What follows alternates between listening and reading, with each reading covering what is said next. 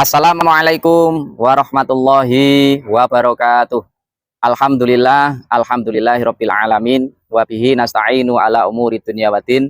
Wassalatu wassalamu ala asrofil anbiya'i wal mursalin wa ala alihi wa ashabihi wa man tabi'ahum bi ihsanin ila yaumiddin.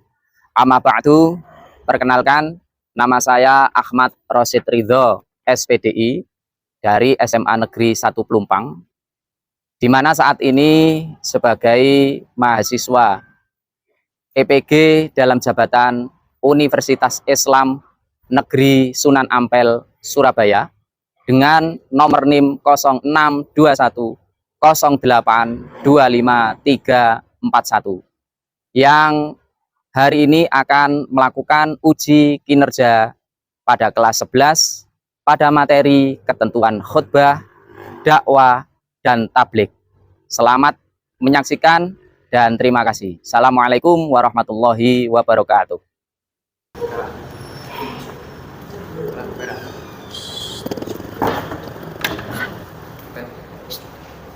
Apa kabarnya semuanya? Alhamdulillah. Semangat pagi. Pagi. Tetap semangat, luar biasa. Alhamdulillah kalau sehat semuanya. Hari ini ada yang tidak masuk? Masuk semua? Oke, masuk semua ya. Sebelum kita awali, kita mulai pelajaran pada pagi hari ini, alangkah lebih baiknya kita berdoa dulu supaya diberi kelancaran oleh Allah Subhanahu wa taala. Untuk ketua kelas, silakan dipimpin berdoa. Berdoa mulai.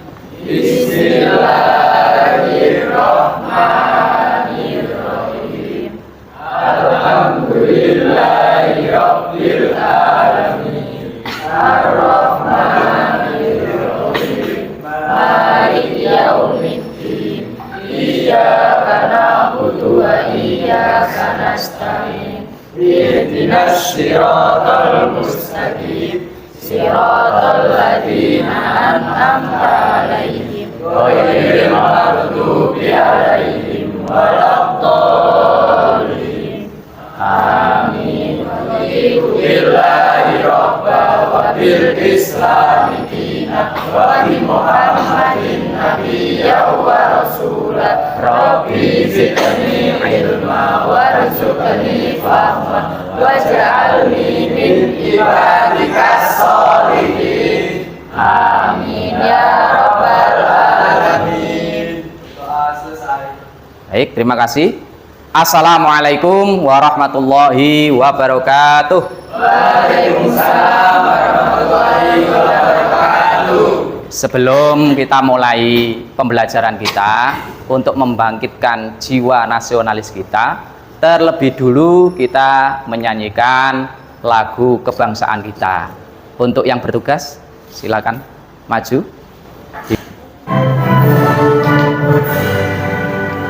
Indonesia tanah airku, tanah tumpah darahku. Di sanalah aku berdiri, jadi pandu ibuku. Indonesia kebangsaanku, bangsa dan tanah airku. Marilah kita bersatu, Indonesia bersatu.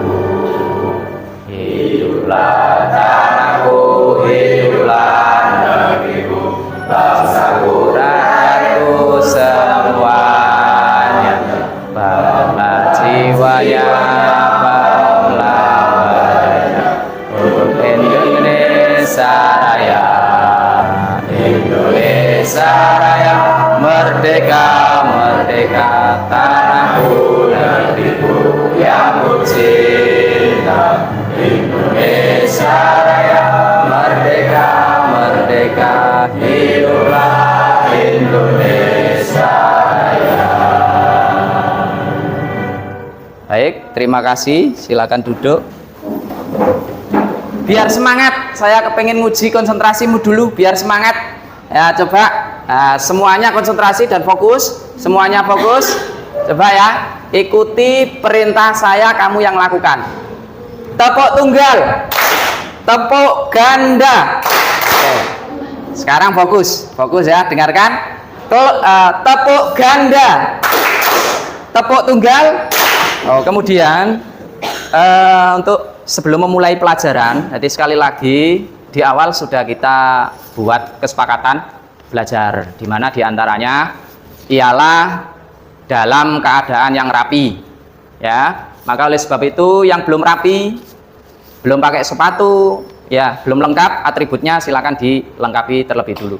Kalau sudah, ya terima kasih dan alhamdulillah. Yang kedua, apabila masih ada kotor sampah di bawahnya, tolong diambil. Dan saya kira insya Allah kelas kita ini sudah bersih ya. Dan terima kasih bagi petugas piket yang sudah dipiketi. Oke, sebelum kita lanjutkan ke materi berikutnya, yaitu yang akan kita bahas pada pertemuan kali ini adalah bab 4 tentang ketentuan khutbah, dakwah, serta tabligh. Sebelumnya kita mereview dulu sedikit tentang pembahasan di bab yang minggu lalu, yaitu bab 3 tentang perkelahian pelajar, kemudian narkoba dan minum-minuman keras ya. Sedikit saya ulangi kemarin apa yang sudah kita bahas minggu yang lalu, pada pertemuan minggu yang lalu. Di situ ada membahas tentang minuman keras.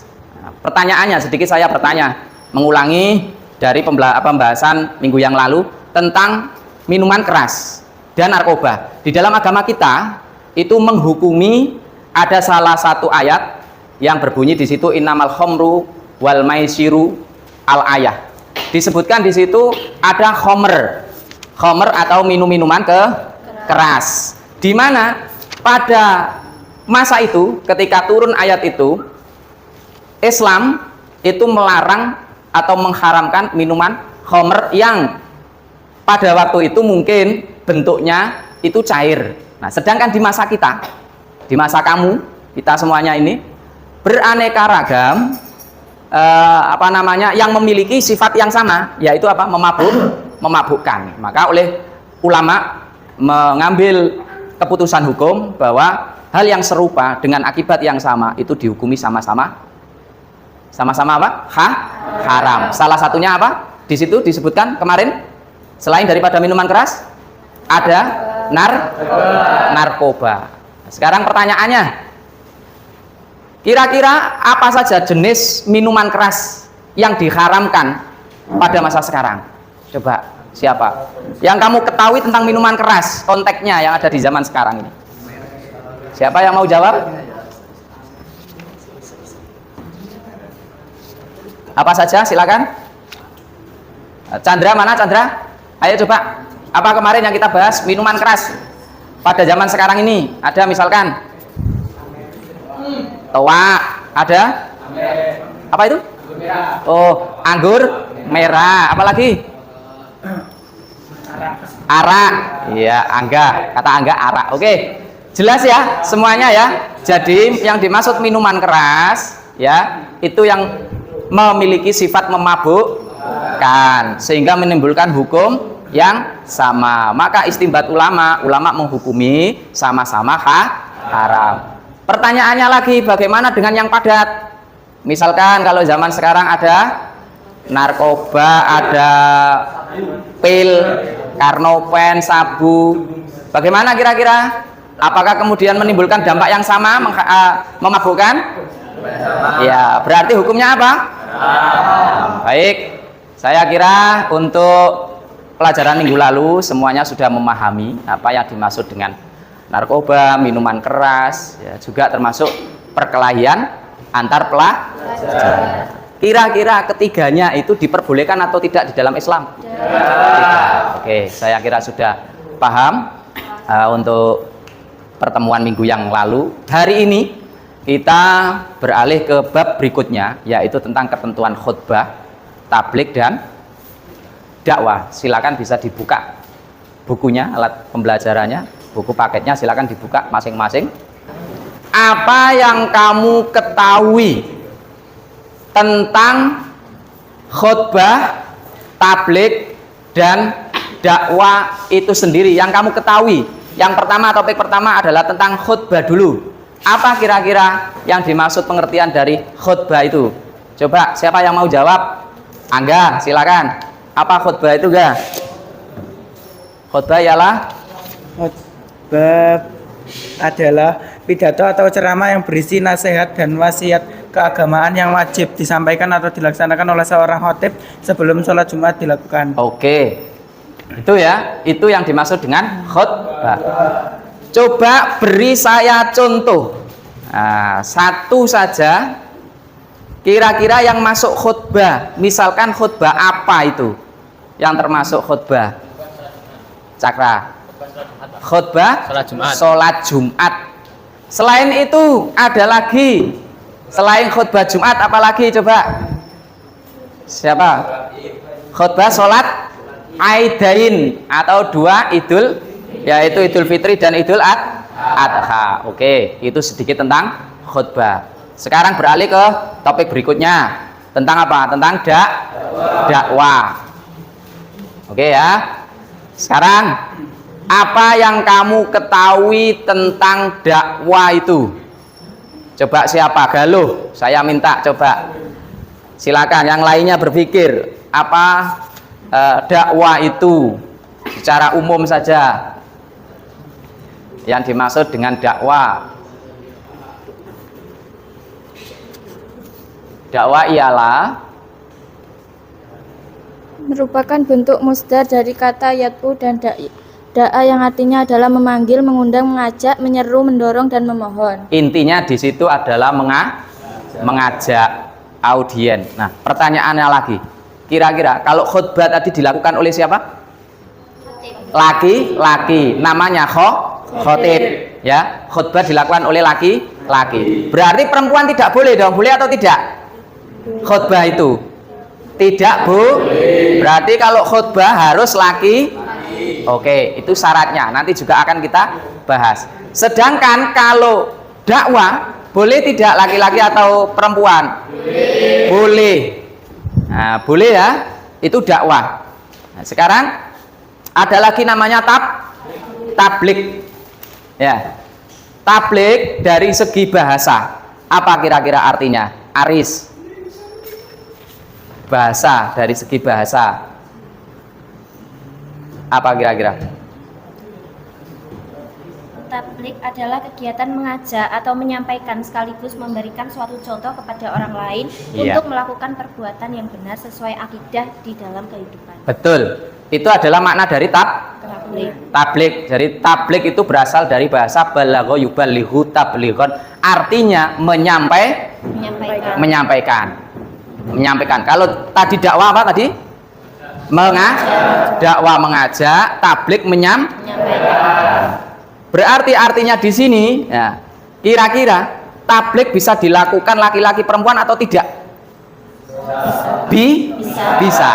Nah, dari sini kemudian muncul kesimpulan antara perbedaan serta persamaan dari khutbah, tablik dan Kira-kira yang lebih bersifat umum di antara tiga itu ialah apa? Tablik dan dakwah. Sebabnya apa alasannya? Bisa dilakukan oleh semua orang, baik laki-laki maupun perempuan.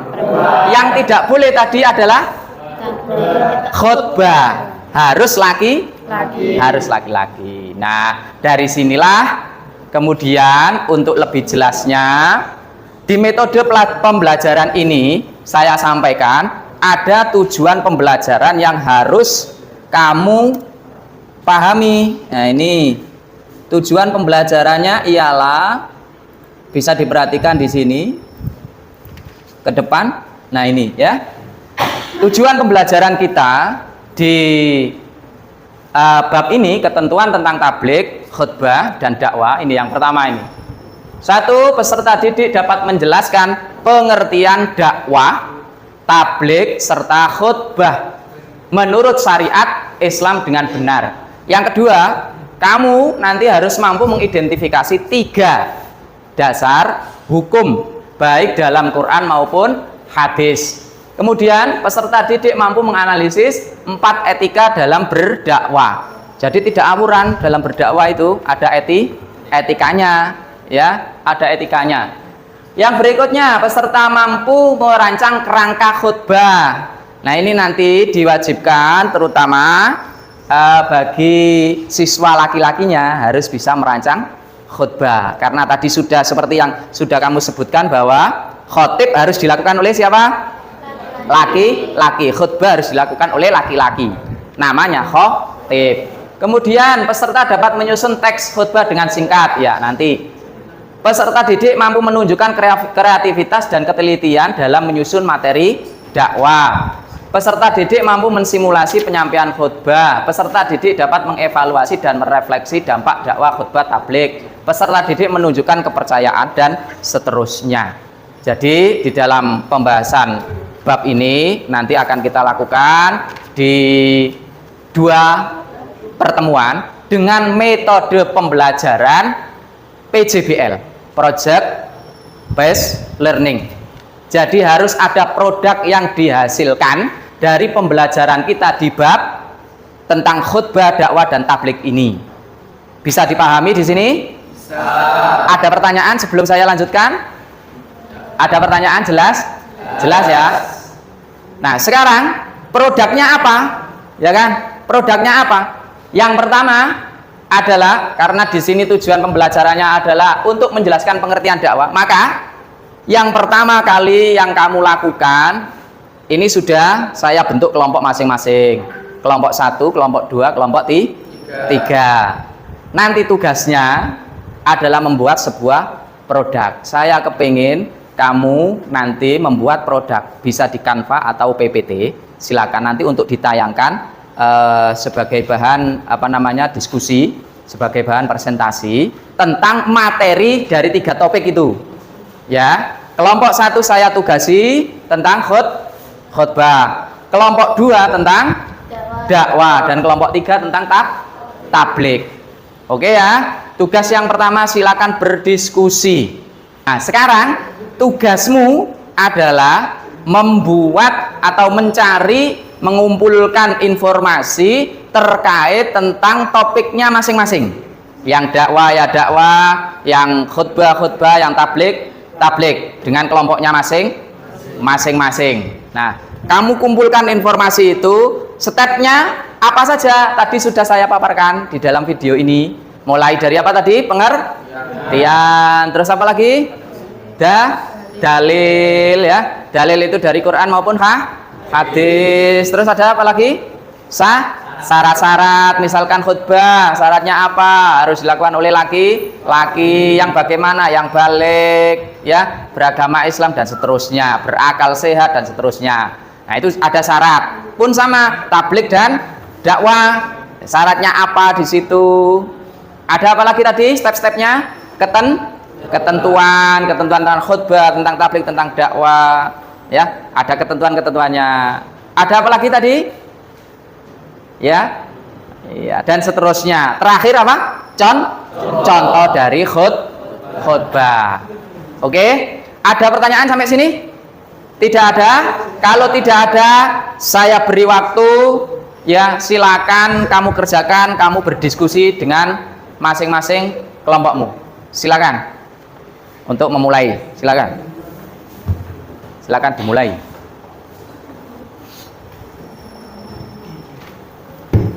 Kalau ada pertanyaan yang tidak paham, bisa ditanyakan ke saya. Silakan dikoordinir kelompoknya masing-masing. Ada yang mencari materi, ada yang kemudian membuat. Bisa pakai HP. Nah, kalau memang tidak bawa laptop, bisa pakai HP. Di situ ada aplikasi Canva. Ya, silakan kerjasama.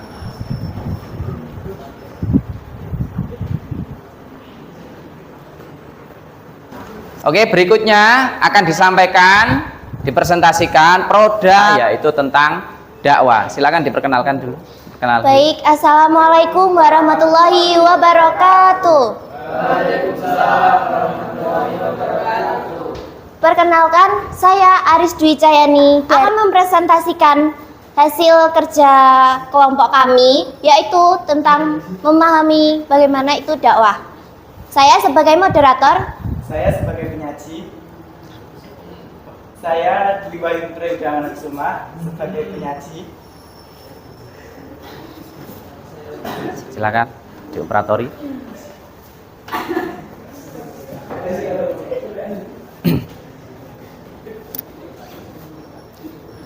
Baik, di sini ada contoh dakwah.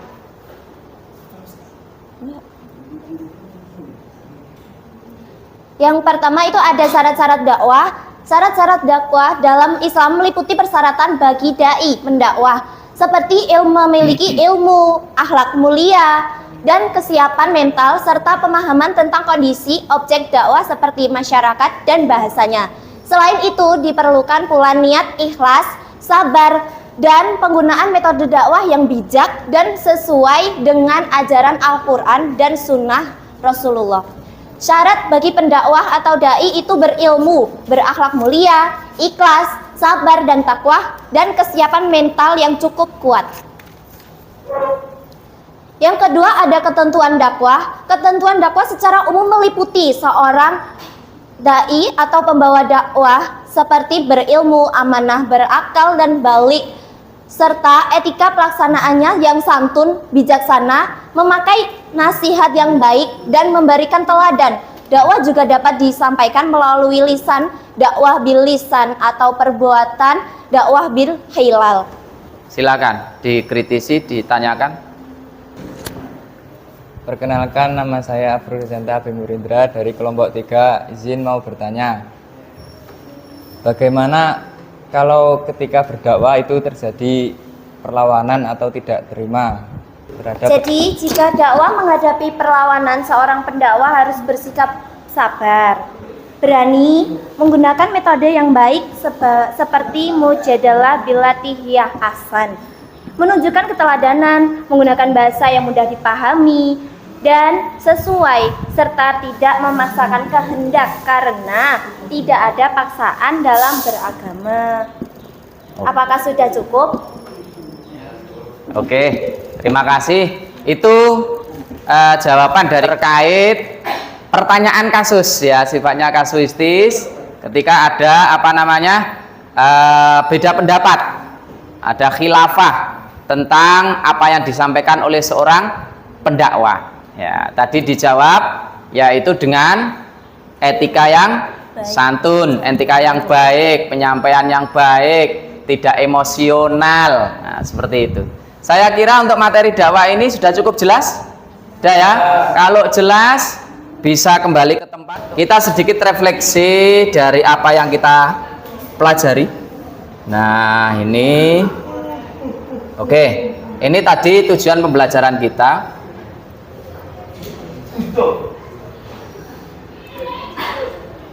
Nah, bisa dilihat tayangan ini. Ini adalah materi ajar kita. Tadi masing-masing kelompok sudah menjelaskan materinya. Ya, masing-masing materi, masing-masing kelompok sudah menjelaskan materinya masing-masing. Ini ada yang pertama adalah khutbah. Tadi juga dipaparkan tentang pengertian dari khutbah. Bahwa khutbah itu berpidato di atas mimbar. Nah, khutbah ini maknanya lebih apa tadi? Lebih umum atau khusus? Lebih khusus daripada yang dakwah dan tabligh. Nah, kemudian juga sebab-sebabnya, sebab dari khutbah, misalkan jenisnya ada khutbah Jumat, ada khutbah nikah, ada khutbah Aidain 2, sholat Idul Fitri, ada khutbah istisqa. Istisqa itu sholat minta hujan, ada khutbah gerhana yang disebabkan oleh alam baik bulan maupun matahari ya. Kemudian ada dalil perintah tentang khutbah, ada dalilnya. Pause mas, pause iki melebut. Nah, pengertian tabligh masuk ke materi yang kedua tadi. Tabligh itu menyampaikan. Ini sifatnya lebih umum. Bisa dilakukan oleh siapa saja, baik laki-laki maupun perempuan. Tidak harus di atas mimbar. Tidak ada ketentuan-ketentuan tertentu. Intinya tablik itu menyampaikan, itu saja ya, menyampaikan kebenaran dari perintah agama. Kemudian sebab-sebab melakukan tablik.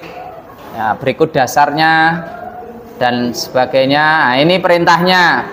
Perintah tablik yang diambil dari hadis riwayat Imam Bukhari. Oke.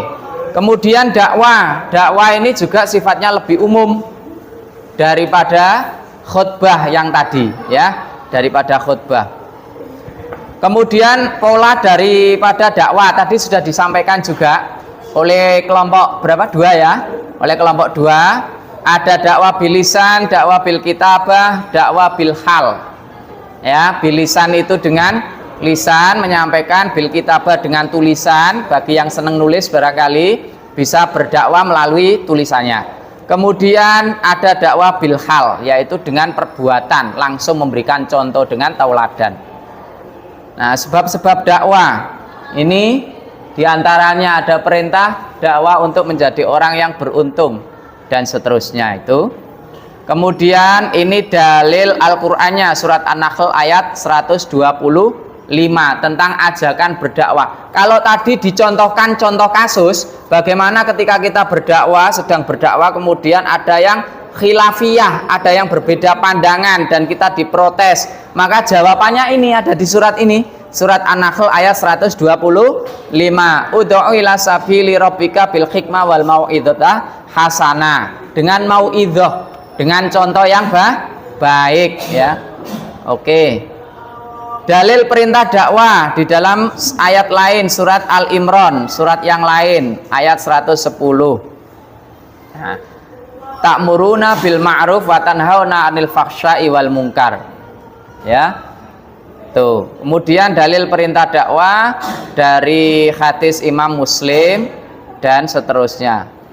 Pelaksanaannya ada pelaksanaan khutbah, etika berdakwah tadi telah disampaikan dari masing-masing kelompok ya, dan saya kira pemaparannya sudah cukup baik, tugas-tugasnya juga cukup baik. Ada prinsip dalam berdakwah ya, menyajikan ketentuan khutbah. Nah, ini syarat-syarat khotib. Seorang laki-laki menutup aurat, berdiri, suci dari hadas dan najis, duduk di antara 2 khutbah, ya, mengetahui syarat, rukun dan sunnah khutbah dan seterusnya. Kemudian bersumber dari Quran hadis, mengajak dan mendorong umat Islam untuk meningkatkan ketakwaan. Ini diantara syarat-syarat materi khutbah. Oke, barangkali itu di pembelajaran materi kita pada kali ini ya, mudah-mudahan nanti bisa kamu fahami untuk kemudian kamu praktekkan di dalam keseharian terkait materi khutbah, dakwah dan tabligh. Sekiranya jika tidak ada pertanyaan lagi, mari kita tutup pembelajaran kita pada pagi hari ini dengan bersama-sama membaca doa kafaratul majlis yang akan dipimpin oleh ketua kelas. Disiapkan kemudian ditutup dengan doa kafaratul majlis. Siap, gerak. Berdoa mulai. Bismillahirrahmanirrahim.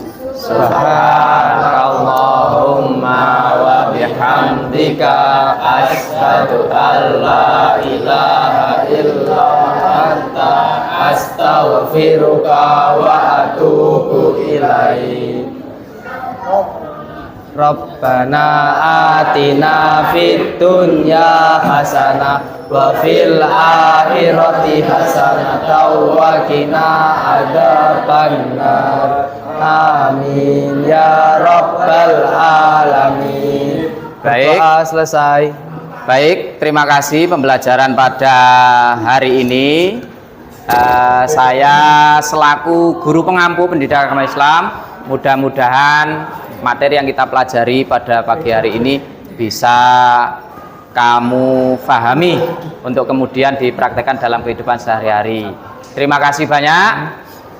Itu saja yang bisa saya sampaikan. Apabila ada kesalahan saya mohon maaf yang sebesar-besarnya.